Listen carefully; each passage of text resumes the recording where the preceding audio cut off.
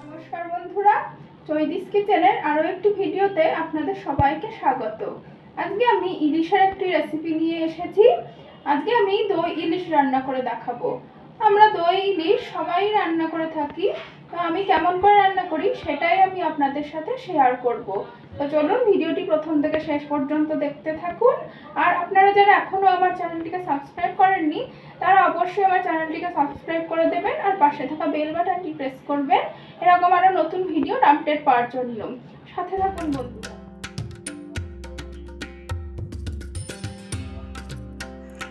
দই ইলিশ বানানোর জন্য প্রথমেই আমি বাটিতে কিছুটা পরিমাণ টক দই নিয়ে নিচ্ছি। এরপরে কিছুটা পরিমাণ আমি নিয়ে নিচ্ছি সর্ষে পাউডার। আপনারা চাইলে এর মধ্যে সর্ষে বেটেও দিতে পারেন। আর এরপরে এই সর্ষে আর টক দইয়ের মধ্যে দিয়ে দেব লঙ্কার গুঁড়ো, হলুদ আর লবণ। আমি আমার পরিমাণ মতো নিয়েছি। আর এবার সব কিছু ভালো করে মিক্স করে নেব যাতে দইতে কোনো লাম্প না থাকে। দেখুন, এটা আমার খুব ভালোভাবে মিক্স করা হয়ে গেছে।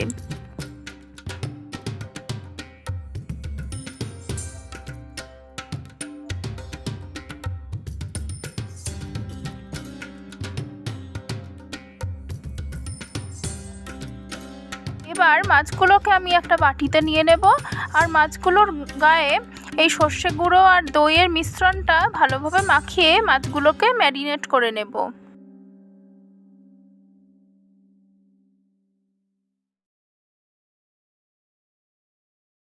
মাছগুলোর মধ্যে মিশ্রণটা দিয়ে দিচ্ছি। আর এরপরেই দিয়ে দেব অল্প একটু কাঁচা তেল। সমস্ত মিশ্রণটা দিয়ে মাছগুলো খুব ভালোভাবে মাখিয়ে নেব।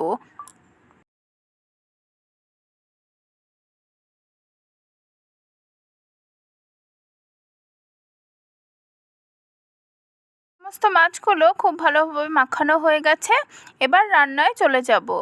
রান্নার জন্য গ্যাসে কড়াই বসিয়ে দিয়ে দিচ্ছি কিছুটা পরিমাণ সর্ষের তেল। তেলটা গরম করে নেব।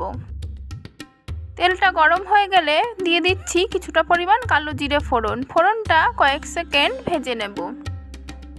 ফোড়নটা একদম রেডি হয়ে গেছে। আর এখন দিয়ে দিচ্ছি মাখিয়ে রাখা মাছগুলো। এভাবে কাঁচা ইলিশ রান্না করলে তার স্বাদ হয় অপূর্ব। তো আমি সমস্ত মাছগুলো এক এক করে কড়াইতে দিয়ে দিচ্ছি।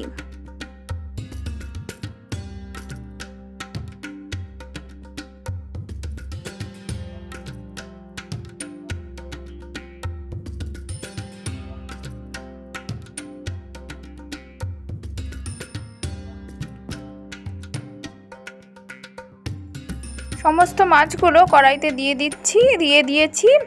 আর এখন একটু হালকা হাতে নেড়ে দেব। নেড়ে দিয়ে তারপরে কড়াইটা ঢেকে দিয়ে সম্পূর্ণ মাছটা দমে হতে দেব।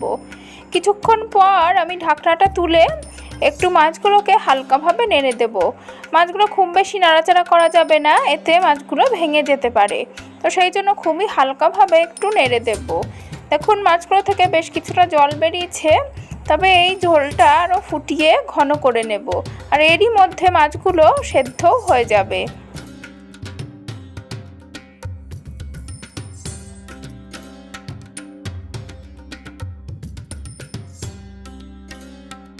এখন আমি চিড়ে রাখা কাঁচা লঙ্কাগুলো দিয়ে দিচ্ছি। এখন আমি আবারও কিছুক্ষণের জন্য ঢেকে দিচ্ছি সমস্ত মাছটা আরও ভালোভাবে হওয়ার জন্য। কিছুক্ষণ পর ঢাকনা তুলে দিলাম। দেখুন, মাছটা বেশ ভালোভাবে রেডি হয়ে গেছে।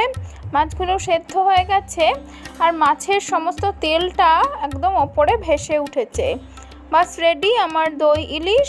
আপনারা এরকমভাবে একবার বানিয়ে দেখতে পারেন। আশা করি খুবই ভালো লাগবে আর আপনাদের সময়ও বেঁচে যাবে। সার্ভ করে দিচ্ছি দই ইলিশ। দুপুরবেলা গরম ভাতের সাথে জাস্ট জমে যাবে দই ইলিশ। ভিডিওটি ভালো লেগে থাকলে আমার ভিডিওটিতে অবশ্যই লাইক দেবেন, কমেন্ট করবেন আর আমার চ্যানেলটিকে সাবস্ক্রাইব করে পাশে থাকবেন। ধন্যবাদ বন্ধুরা।